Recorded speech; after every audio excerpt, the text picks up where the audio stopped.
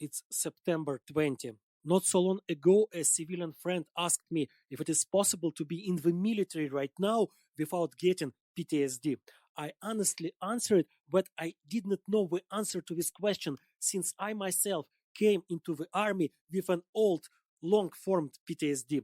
And of course, in the war, it has not gone anywhere and continues to torment me, sometimes quite strong. I remember very well the day and hour when I got my PTSD. For at that time, I didn't understand it. This happened when my wife said she was taking away apartment, car, and all our savings from me and my daughter. Only when did it dawn on me, when a very naive person, why she used all sorts of tricks to convince me to register an apartment only for her, why she withdrew money from our bank accounts and hid the cash somewhere where I could not find it. She walked long and prudently towards this. I left my former apartment, taking with me only the child, the guitar, and the change of clothes. Even my books were left there. I simply had nowhere to take them. I was in huge debt.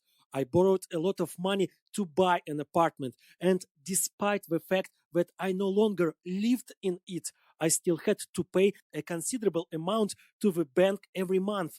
I was so confused that I could not really work. Naturally, my bosses did not really need such an employee, and very quickly I found myself without a job. I was not yet 30, and I found myself without a job, in debt, with a 3-year-old daughter in my arms, and with the obvious prospect of being homeless as well. I was then rescued by my friends, and in the first place by my parents.